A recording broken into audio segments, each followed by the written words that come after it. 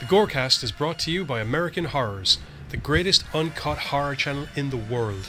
24 hours a day, 7 days a week, all horror. Also brought to you by iBleedIndie.com, your one-stop shop for all your horror rentals and purchases. Don't waste $10 on a soda, relax at home with iBleedIndie.com.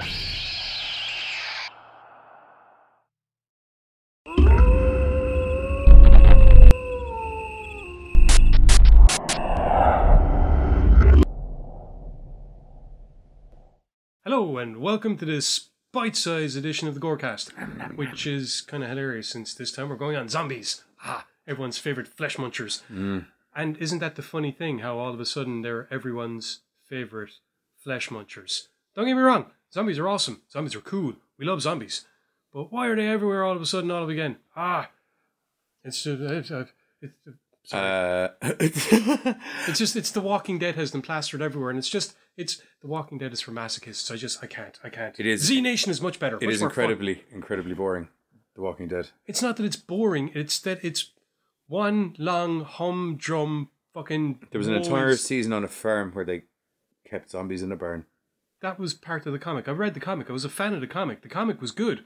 This, I've started and stopped 3 or 4 times. I was big into it at the start. It's ground... Season 1 was good.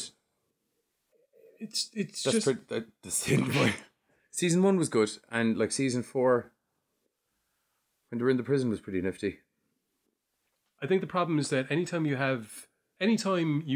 are continuously dropping your characters into depressing nightmare situations without any form of levity. Yeah, you need to see him get a win every once in a while. It's not even a win. I mean, like a form of levity, like a good joke every now and then does wonders. Because I gotta tell you, Z Nation handles it impeccably, I think. Yeah. There's a bit of a dark humour to it that I suppose you would develop if you were in the zombie apocalypse. You see, I think the Z Nation might have the advantage there, or maybe The Walking Dead has the advantage, because as much as these shows are about zombies, one can say that The Walking Dead is more realistic than Z Nation, which means that Z Nation can get away with doing more, especially in terms of humour. Yeah, I suppose, although... Some of 10K's kills are just fucking hilarious. Yeah, that's true, but the guy's supposed to be a shot wizard, so... Oh yeah, he's like the hero of the story. He's not really the hero. He's the Daryl... You took the words out of my mouth. Of Z Nation. He's the Daryl Dixon, except without all the inner angst. No, he has a lot of inner angst, actually. There's an entire... You see, you're only up to like season 2. It's true. There's an entire or was that in season 2? There's a bit where he has like a traumatizing moment with his father. Flashback of how he kind of ended up becoming 10K. Yeah, that's season 1. Yeah, that wasn't season 1. It was season 2. I've seen it. That's my point. Okay, yeah, you've seen it. Yeah, so there's a bit of internal angst. He just doesn't go fucking bitching about it the whole time. Not that I'm taking away from Daryl. Is the only good thing about The Walking Dead. When he dies, millions of people will stop watching that show. Note how I said when. I, however, will rejoice because it means Boondock Saints 3 and or TV series. But that's just me. Are you that excited? Which? To get off horror for a moment. Boondock Saints 2 was a bit... What? Questionable. No, it wasn't. It was great fun. It was fantastic fun, don't get me wrong, but it was a bit... I don't know, it felt diluted and rehashed in relation to... Only because you're comparing it with the original, and anytime you compare a sequel with an original... You're comparing them. Very few. That's why it's very rare that you end up with people raving about a sequel better than the original. I can name a couple of them, by the way, but that's besides the point. RoboCop 2. True. Anyway, back to why does everybody like zombies so much? I think it's just because of the explosion in nerdom and the fact that zombies... They were a real nerd thing. They were, but zombies... Yeah. I mean, zombie movies have always been interesting because they can create this microcosm.